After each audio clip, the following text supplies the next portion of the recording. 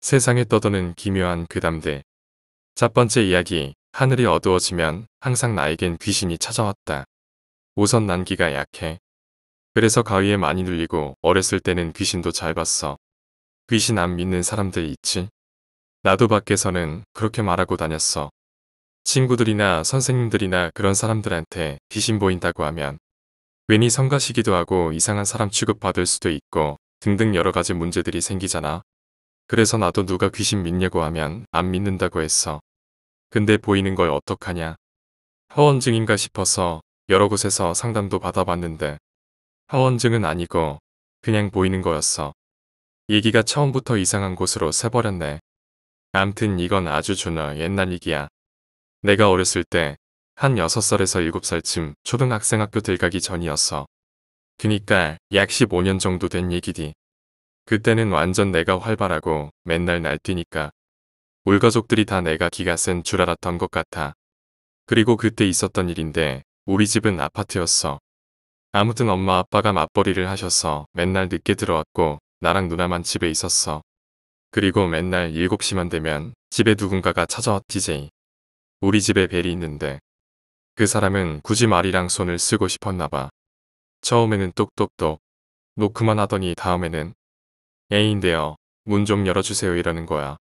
그래도 누나가 아예 아무 소리도 안 나는 것처럼 개무시를 하니까 점점 노크하는 소리가 세지더니 나중에는 손으로 주먹 쥐고 세게 두드리는 소리까지 났어.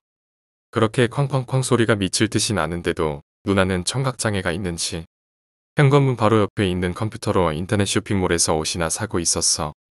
그래서 난 밖에 있는 사람이 겁나게 불쌍했어.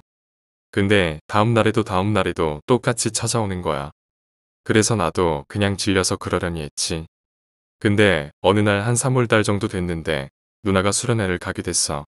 그래서 집에는 나 혼자 남게 됐고 난 유치원 끝나자마자 집 가서 탑블레이드를 보고 있었어. 근데 탑블레이드 하는 시간이 6시 30분 정도였고 맨날 찾아오는 사람은 7시에 왔는데 그날은 30분 일찍 왔어. 근데 더 이상한 건 처음에 똑똑 거려야 되는데 바로 오자마자 쾅쾅쾅 거렸어.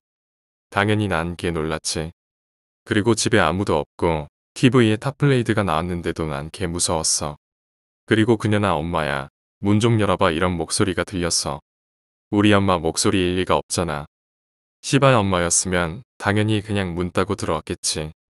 근데 목소리가 완전 개 똑같았어. 우리 엄마가 그렇게 문을 쾅쾅 치면서 열라고 할 리가 없고 그리고 목소리도 점점 이상해.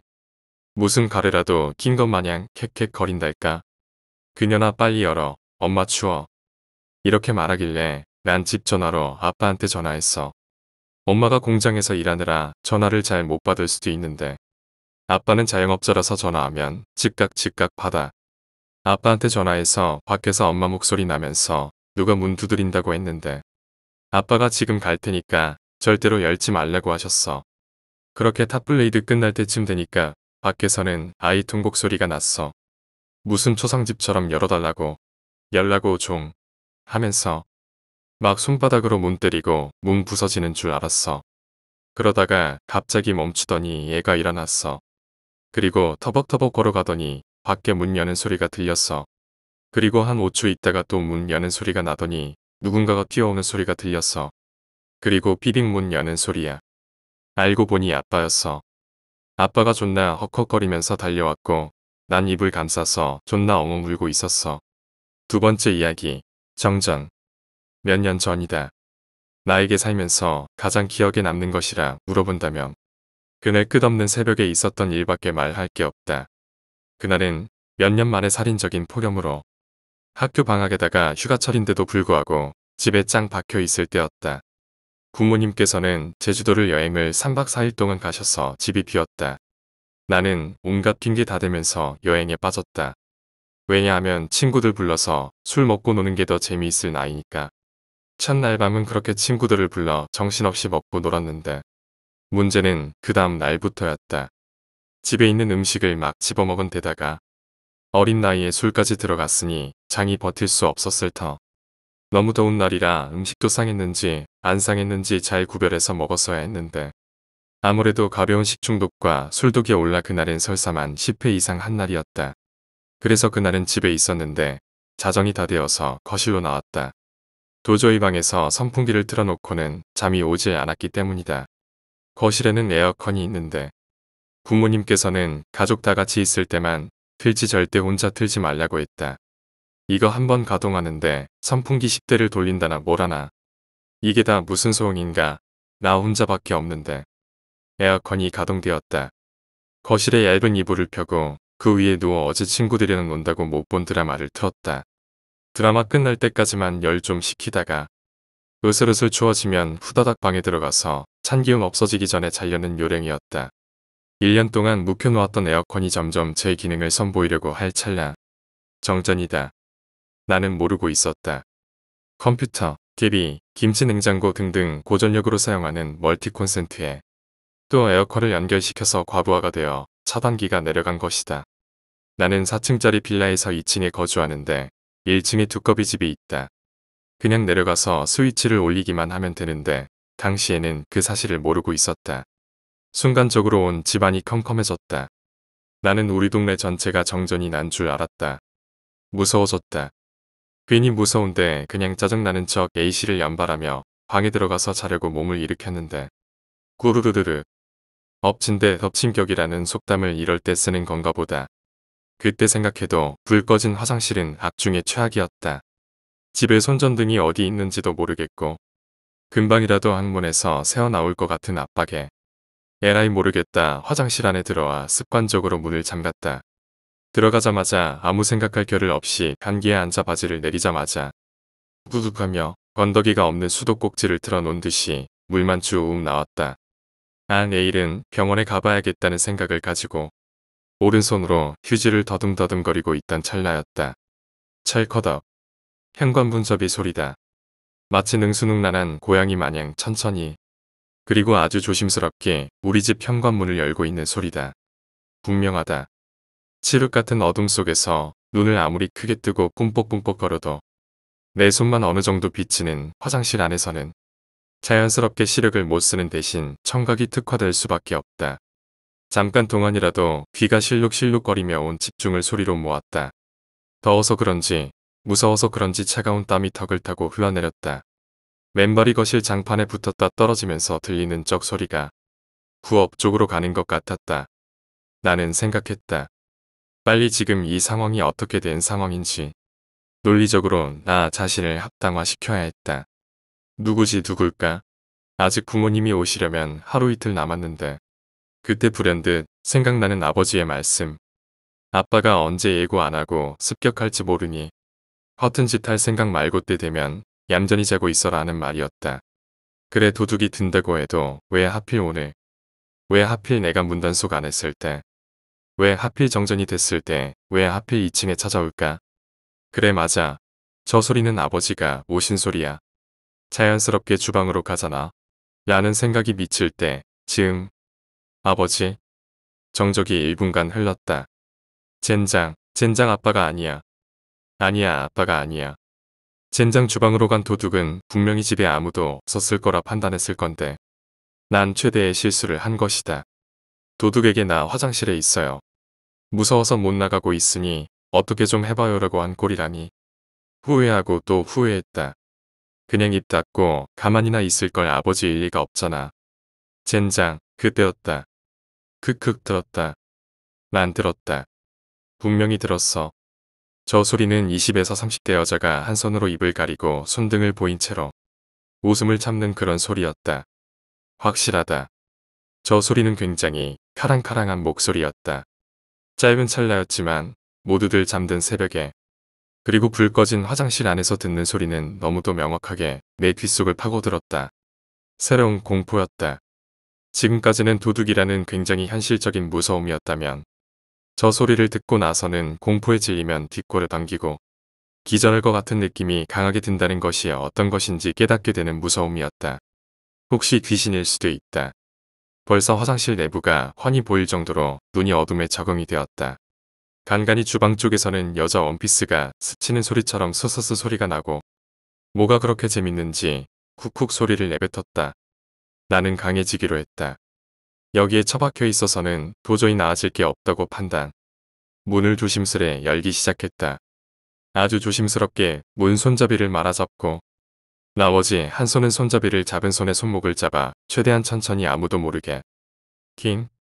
아 씨발 멍청한. 이런 개멍청한. 애초에 화장실에 들어올 때 문을 잠근 것을 까먹고 손잡이를 돌리고 말았다. 반쯤 돌아가자 눌려져 있던 버튼이 스프링의 장력을 받아 팅하고 튕겨져 나오면서 그 고요함을 박살 내버린 것이다. 등과 겨드랑이는 땀범벅이 되고 아찔해졌다. 다시 잠그고 박혀 있을까? 아니야. 이미 소리를 내버렸어. 한번 부딪혀보는 거야. 문을 확 열어 제끼고 주방으로 달렸다. 어떤 새끼야. 어디서 그런 용기가 났을까? 나 혼자 궁지에 몰린 느낌이 들자 화가 나서 그랬던 건지 아니면 공포의 머리가 어떻게 된 건지 모르겠지만 소리는 다 지르며 텅 빈 주방에 도착했고 식탁 위에 덩그러니 물컵만 올려져 있고 아무것도 없었다. 안도의 한숨인지는 모르겠지만 깊은 숨을 한 번 내쉬고 오른쪽 팔을 식탁에 기대어 고개를 떨구었다. 그때 등에서 바람이 느껴졌다. 현관문이 열려있나. 생각해보니 현관문이 열리는 소리만 났지 닫히는 소리는 나지 않았구나. 귀를 천천히 돌아봤다. 두 눈을 억지로 크게 뜨고 뭐가 그렇게 재밌는지. 현싱크급 뜨던 여자가 현관문 앞에 서서 나에게 손을 두어 번 흔들더니 더 이상은 못 참겠는지 낄낄 웃어대면서 1층 쪽으로 뛰어내려가는 것이 아닌가.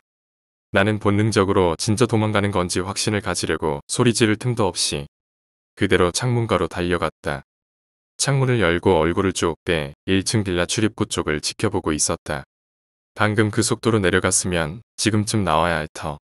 나오라는 그 여자는 나오지 않고 다시 귀에 들리는 건 미친 듯이 다시 2층으로 뛰어 올라오는 복도 계단 소리. 아참 문이 아직 열려 있어. 내가 먼저 가서 문을 닫아야 한다. 내가 먼저. 하지만 그 여자는 나보다 먼저 현관문 손잡이를 잡은 채로 아까보다 더 광기 있게 웃으며 나에게 손을 양옆으로 흔들고 있었고 그것을 보자마자 나는 털썩 주저앉은 상태로 눈을 질끈 감았다. 이건 꿈이야. 이건 꿈이야. 꿈이야. 꿈일 수밖에 없어. 온몸에는 소름이 돋아 감기가 걸릴 정도로 추웠다. 응? 뭐야, 다 꿈이었다. 눈을 뜨니 에어컨이 왱하며 돌아가고 있었고 TV에는 지난번에 못 봤던 드라마가 끝나서 예고편이 나오고 있었다. 뭐야 겨우 1시간밖에 안 지났어? 와, 정말 오래간만에 생생한 악몽 꾸었네. 온몸에는 에어컨 바람 때문에 한기가 돌고 있었다. 그때야, 정전이다. 때마침 뒤틀리는 장에 후다닥 화장실로 달려갔다. 아니야 아니겠지. 정신없이 바지를 내리자마자 후드득 쏟아지는 설사와 동시에 현관문이 철커덕 열리는 소리가 났다. 아니야 아니겠지. 아빠 왔다 자니. 역시 꿈은 꿈일 뿐이었어. 아버지의 목소리가 지금처럼 반가웠을 때가 없었다. 너무나 푸근하고 점잖은 목소리에 안심이 되었다. 예 아빠 저 화장실에 있어요. 아버지가 거실 쪽에서 전등 스위치를 몇 번 껐다 켰다 하더니 뭐야 차단기가 내려갔나? 하시더니 1층에 차단기 올리러 가신단다. 아 그런 방법이 있었구나. 다 꿈이었다. 그래 영화도 아니고 무슨. 얼른 휴지로 마무리하고 화장실 문을 열었다. 화장실을 열자마자 나는 다시 주저앉을 수밖에 없었다. 현관문에 아버지는 온데간데 없고 그 여자가 활짝 웃은 채로 나에게 손을 두어 번 흔든다. 뭐가 그렇게 웃기는지 연신 크크대면서 세 번째 이야기. 도깨비 새끼. 헤드라이트 불빛이 편말에 쏟아졌다. 검은색 SUV 차량이 어둠을 뚫고 모습을 드러냈다. 운전자는 백미러로 멀어지는 편말을 확인했다. 그렇잖아도 좀 전부터 차가 시원찮게 굴러가는 데다가 결정적으로 연료가 간당간당했다. 하지만 아무리 아쉬워도 제대로 된 간판도 없는 수리업체의 차를 맡길 수는 없는 게 다음 주유소까지는 6km만 달리면 됐다. 설마 그것도 못 버틸까? 내비게이션이 입력된 경로를 낭낭한 목소리로 알렸다. 200m 앞에서 우회전하십시오. 그는 반사적으로 핸들을 틀어쥐었으나 다른 길은 없었다. 앞에 펼쳐진 길은 하나뿐이었다. 나무로 둘러싸인 불빛 하나 없는 외길이 그를 맞이했다. 그가 탄 차량이 막 지나간 후였다. 정비소 노인은 유리창 너머로 모든 것을 지켜보고 있었다. 그는 수도를 틀어서 기름때 묻은 손을 씻고 깨끗한 장갑을 꺼냈다. 손님을 맞이하려는 것처럼. 아니나 다를까 30분 뒤 젊은 남자 한 명이 길을 내려왔다. 검은색 SUV의 운전자였다. 무슨 일인가? 술이 듭니까? 젊은 남자는 푯말을 가리켰다. 그럼 되고 말고. 자는? 그게 차가 갑자기 멈춰서서 저 윗길에 세워두고 오는 길입니다. 견인 장비도 가지고 계신가요? 우선 가서 보자고. 웬만한 고장은 그 자리에서 고칠 수 있으니까. 이래 봬도 기계만 수십 년을 만지고 살아온 몸이라네. 마땅찮은 표정을 지으면서도 젊은 남자는 순순히 차가 있는 자리로 노인을 안내했다. 사실 안내할 것도 없었다. 외길이었고 인적이 드문 곳이었으니 어디쯤 멈춰 서 있을지 이미 머릿속에 그려놓고 있었다. 노인의 걸음에 맞춰 손전등 불빛이 도로 위에 쏟아졌다. 사라졌다를 반복했다. 느렸다.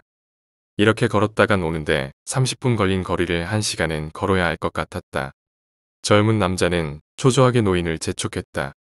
내 다리가 안 좋아 빨리 걸을 수 없으니 이해해주게. 가는 길이 지겨워서 그런가? 그런 건 아닙니다만. 그러면 내가 이야기를 하나 해줌세. 젊은 사람 흥미에 맞을진 모르지만 괜찮습니다. 지겨운 게 아니라 밤이고 또 산길이라 걱정이 돼서요. 그렇담 으스스한 이야기가 어울리겠군. 미처 말릴 새도 없이 노인은 입술을 오물거리며 이야기를 시작하고 있었다. 젊은 남자는 노인의 걸음에 맞춰 걸으며 하는 수 없이 귀를 기울였다. 어느 날이었어. 아랫마을 사는 처녀가 목을 매달았다네. 자기 집 앞 우물에 덜렁덜렁 매달려 있는 것을 이웃사람이 발견해 끄집어냈지. 아무도 죽음 이유를 몰랐어. 가족이라곤 거동 불편한 늙은 할머니뿐이었으니 바로 이웃에 사는 사람조차 정확한 이유를 모르더군. 다들 시체의 불룩솟은 배를 보고 이상하다고 수근거리기만 했지. 모든 일은 여름밤에 시작됐다네. 처녀는 오일장에서 팔고 남은 나무를 어깨에 메고 돌아오고 있었어. 남편의 술주정에 지쳐 도망친 어미와 어미를 찾겠다고 나갔다가 행방불명된 아비 대신 손녀를 걷어준 할머니 약값세라도 보태려면 장에 나가 몇 푼이라도 벌어야 했거든. 막차가 올 때까지 기다리려면 좋게 1시간은 기다려야 할 터라. 걸어가기로 작정한 게지. 가로등은 드문드문 세워져 있었고 그나마도 전구가 깨어져 나가 불이 들어오질 않았어. 시골의 밤길을 걸어본 정 있는가? 도시의 밤을 상상하면 안 돼. 그런 곳은 사람 사는 집이라고 해봐야 수십 미터씩 떨어져 있거든. 땅거미가 내린다는 말을 실제로 목격한 적 있는가? 해가 지기 시작하면 저만치서부터 어둠의 장막이 내려앉기 시작하지. 삽시간에 어두워져. 사방은 새카맣고 불벌레 소리만 아득하니 들리지. 여름에는 뒤가 시끄러울 정도야. 네온사인이나 굉음을 남기고 지나가는 차의 헤드라이트를 기대해선 안 돼. 겨우 형체를 알아볼 수 있는 달빛에 의존의 발을 놀리는 거야. 저기 저만치서 어느 집에 등불이 보여. 거기까지 닿으려고 걸음을 재촉하는 거야. 그러다 보면 한 곡에 또 한 곡이 넘는 거야. 그렇게 넘다 보면 내 집에 닿는 거지. 천하는 그 어두운 길을 걷고 또 걸었어. 보통 때라면 30분쯤 걸리는 길을 20분 만에 내달려 도착했다네. 빼꼼 열린 문틈 새로 곤히 잠든 노파의 정수리가 보이고 산더미처럼 쌓인 빨래더미와 설거지 거리가 보였다네. 전하는 안도했어. 내 집이로구나. 끝도 없는 집안일이 오히려 안도감을 안겨준 걸세. 전하는 나물 꾸러미를 마루에 내려놓고 팔을 걷어붙였어. 마당 한가득 쌓인 빨래더미로 달려들어 치덕이며 빨기 시작했지. 얼음장 같은 물이 콸콸 쏟아졌어. 온종일 뙤약볕 아래 고생한 몸이 시원하게 풀어졌지. 천하는 몸에 물이라도 끼얹고 싶어졌지. 재빨리 주변을 살펴봤어. 뒤쪽은 산이라 나다닐 사람이 없었고 앞으로는 논밭이 펼쳐져 있어서 누가 접근하면 빤히 보이는 자리였단 말이야. 길이라곤 하나였으니 멀리서 사람 그림자가 보이면 얼른 몸을 감추면 될 일이었지. 천하는 웃옷을 훌렁 벗고 찬물을 끼얹었어. 막 치마를 내리려는 순간이었어. 어둠 속에서 정확히는 논두렁에서 그림자가 튀어나와 처녀를 움켜잡았어. 그림자는 하나가 아니었지. 셋, 아니 적어도 넷은 되었어. 어쩌면 더 많았을 수도 있지. 목이 졸려 눈이 뒤집힌 덕분에 그림자는 둘로 나뉘고 셋으로 나뉘어 수십으로 풀어놔버렸거든. 몇 놈이 잡아당기는 건지 알아볼 수가 없었어. 별처럼 총총히 빛나던 두 눈은 까뒤집히고 잉두처럼 붓던 입술은 비명을 질러댔지. 뽀얀 살결은 이놈 저놈에 의해 희롱당했어. 처녀는 혀를 깨물어 자결하려고 마음먹었어. 고통이 끝나지 않을 것 같았거든. 막 혀를 빼물었을 때였어.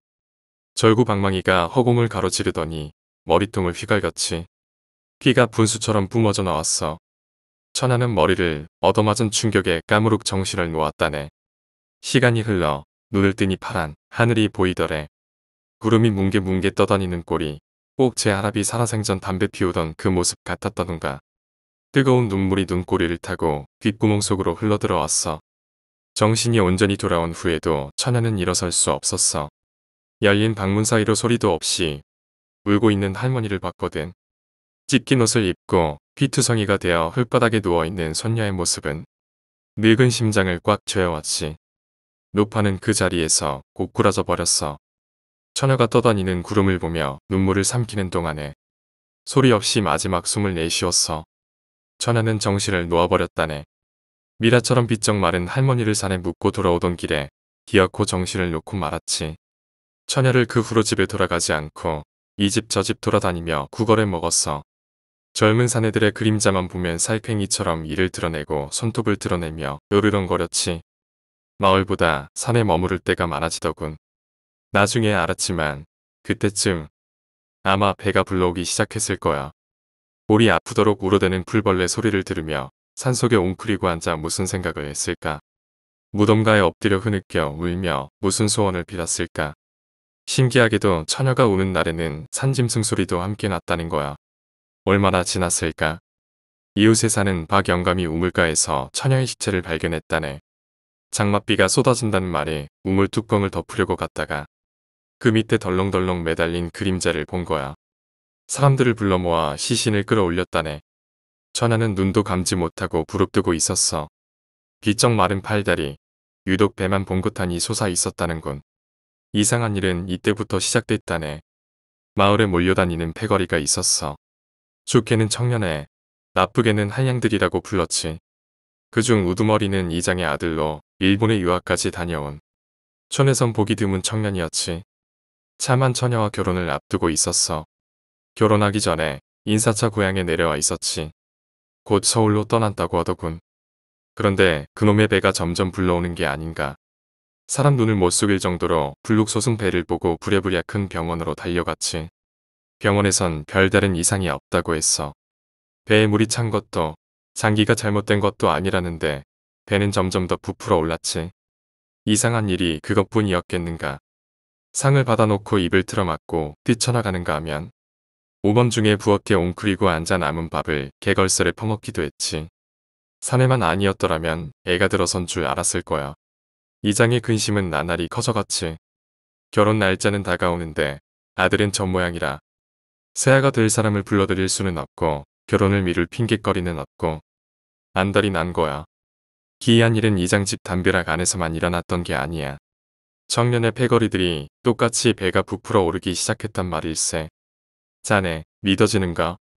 달이 찰수록 내 놈이 끙끙대는 소리가 담벼락을 넘어 온 국내에 퍼져나갔다네. 소문과 함께 말이지. 누가 봐도 처녀가 죽은 원인은 그놈들에게 있었고 그 봉긋한 뱃속 생명의 아비는 그 네 놈 중 하나였단 말일세.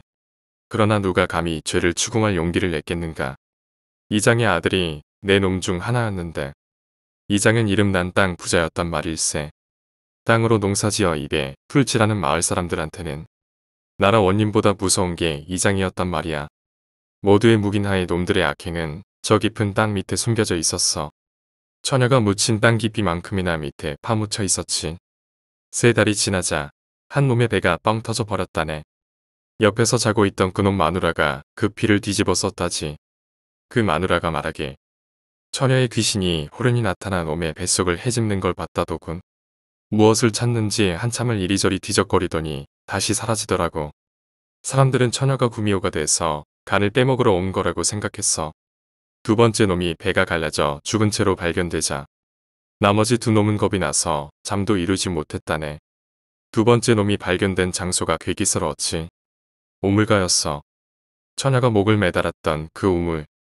사건이 터지고 뚜껑을 덮어서 단단히 봉해 놓은 것을 무슨 연유로 끌어냈을까. 그것도 한밤중에 두 번째 놈의 배에서 흘러나온 창씨가 우물 바닥까지 이어져 있었다네. 주변은 온통 피었어. 흙바닥에는 몸부림친 흔적이 고스란히 남아 있었지. 놈의 손톱엔 흙이 새까맣게 끼어 있었고 눈은 하얗게 까디집혀 있었어. 그쯤 되니 아무도 부정할 수 없게 됐지. 처녀의 귀신이 마을을 떠돌고 있단 사실을. 나머지 두 놈. 이장 내 아들하고 그놈의 중마고만 남게 됐다네. 이장의 아들은 두 번째 놈이 죽자마자 일찌감치 서울로 가는 기차편을 구해 달아났다고 들었어. 마을에 남은 건 놈의 중마고뿐이었지. 맞으면 남은 놈은 두려움에 떨다가 미쳐서는 어떻게 됐는지 짐작이 가나. 스스로 자기 배를 갈랐어. 배를 열고 장기를 뒤집었지. 동산처럼 부푼 배를 산다리 닫은 여인네처럼 불룩 솟은 배를 칼로 째고 그 속에 소를 넣고 뒤적하고 있었단 말이야. 놈의 아버지가 발견해 병원으로 실려갔지만 돌아오지 못했다네. 마을엔 줄초상이 났지. 응? 이장의 아들은 어떻게 됐냐고. 놈이라고 해서 멀쩡할 수 있었겠나. 이장 말로는 교통사고를 당했다고 하고 이장 마누라의 말로는 일본으로 가서 결혼해 잘 산다고 하는데 놈이 살아있으리라 믿는 사람은 아무도 없었어. 나는 알고 있네.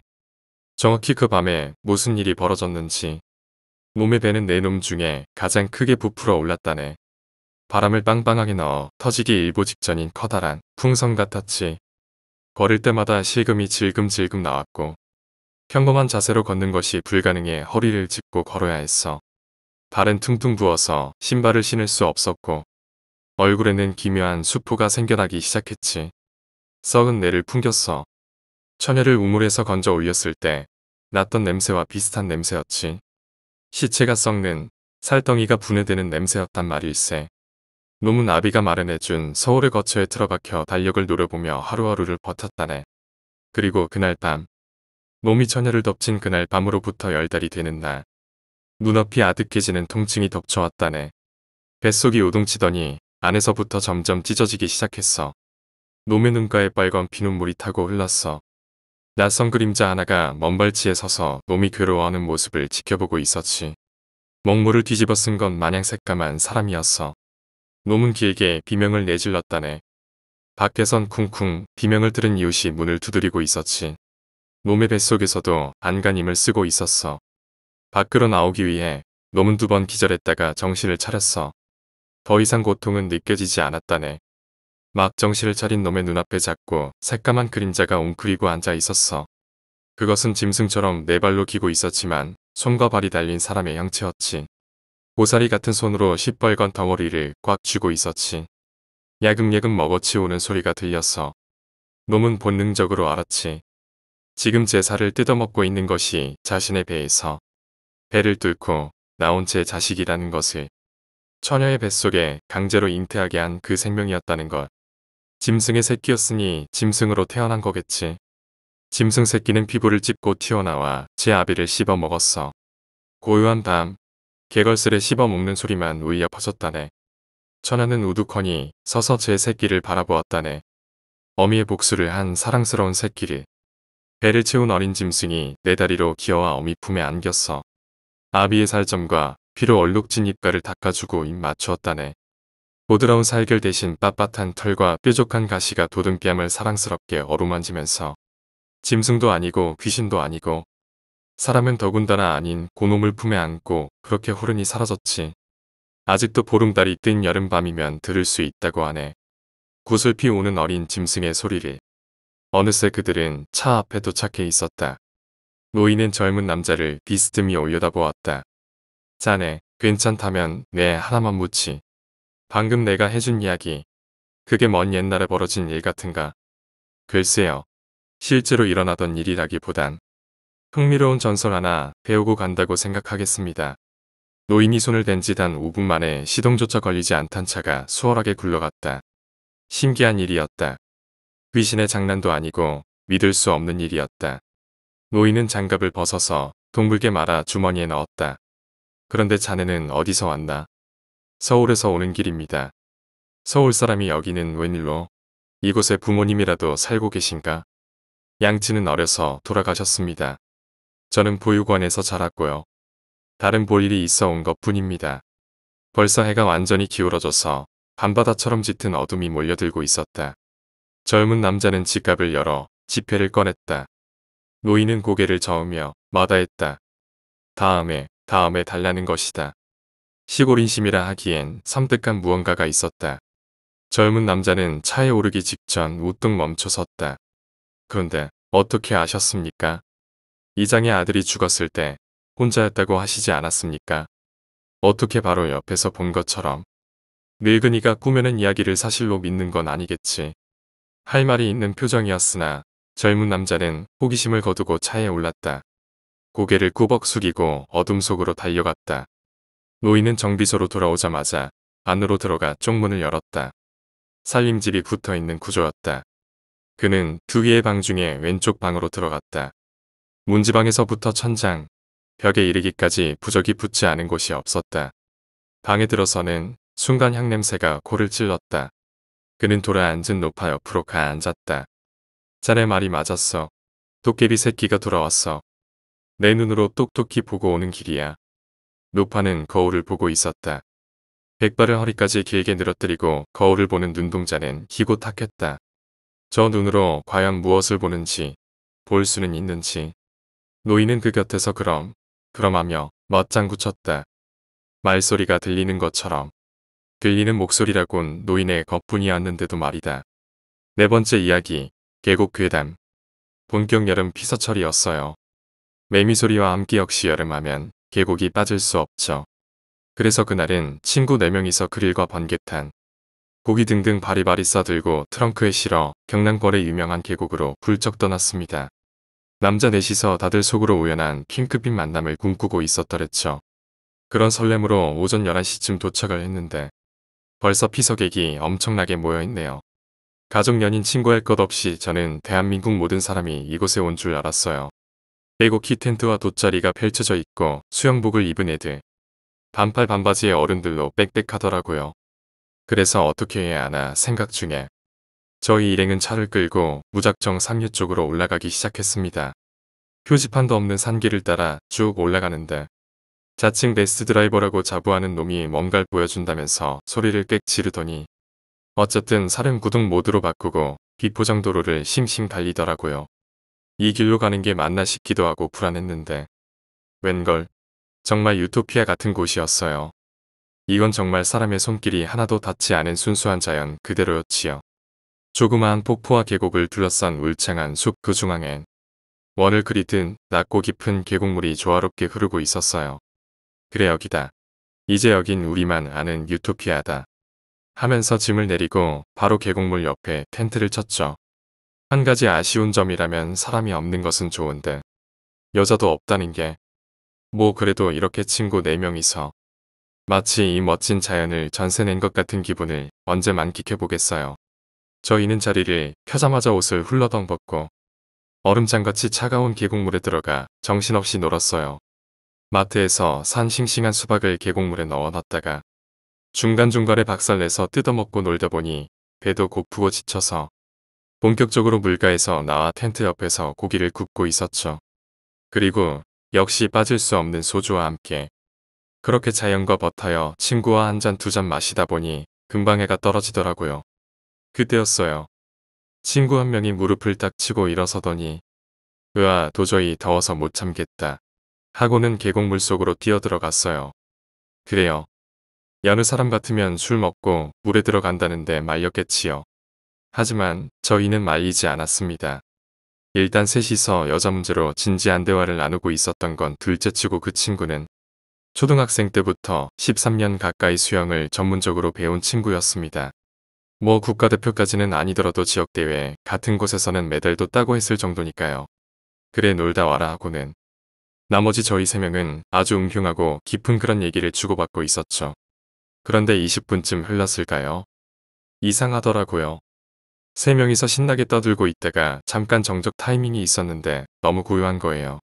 아까 전까지만 해도 첨벙첨벙 거렸던 그 곡이 마치 제 친구를 삼켜버린 것처럼 잠잠해진 걸 저는 깨달았어요. 준호야, 준호야.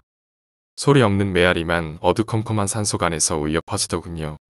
그때서야 심각성을 알고 저는 물가로 들어가서 준호를 찾기 시작했어요. 준호야, 준호. 장난치지 말고 나와. 뭐? 살려줘. 살려줘. 정말 덤덤하고 조용한 목소리로 누군가 저에게 속삭이는 것 같았어요. 제 시선은 무언가 홀린 것처럼 계곡의 가장 구석 쪽으로 쏠렸습니다. 어두워서 잘은 안 보이지만 저는 본능적으로 사람 형체가 계곡 물 위로 둥둥 떠 있는 걸 알아챘어요. 텐트 쪽으로. 얘들아, 준호 빠진 것 같아. 빨리 와봐. 라고 외친 후 저는 준호 있는 쪽으로 첨벙첨벙대면서 들어갔어요. 근데 뒤늦게 뛰어온 평소에도 의리 넘치고 운동 잘하는 애가 저를 앞지르고 먼저 달려가더라고요. 나머지 한 명도 제 뒤로 따라오고 있었고요. 먼저 간 그 친구가 물이 허리쯤 찼을 때쯤부터는 헤엄을 쳐 가더군요. 뒤따라가던 저희랑 벌써 30m 정도 차이가 날 때였어요.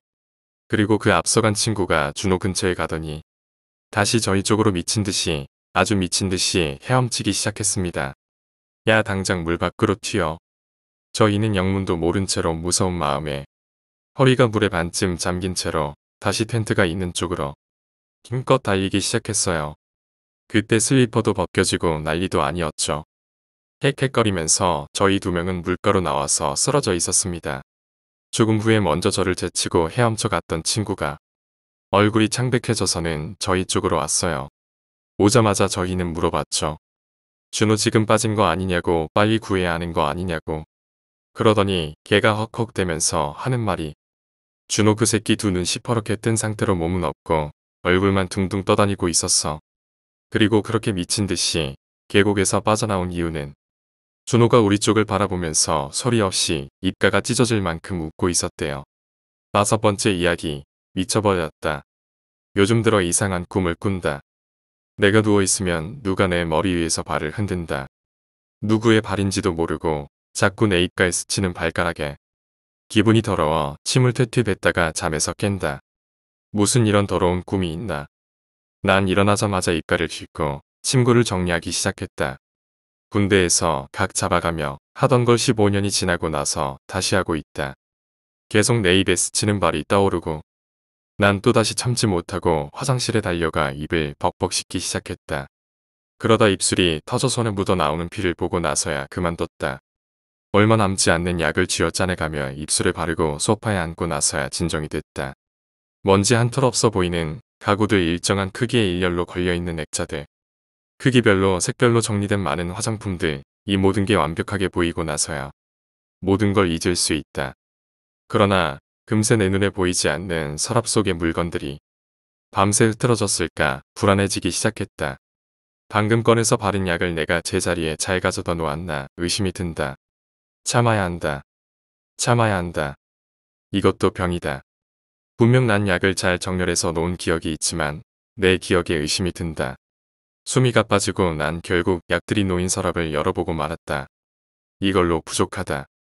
결국에 나는 서랍을 전부 내 눈에 보이게 열어놓고 나서야 한숨을 돌릴 수 있었다.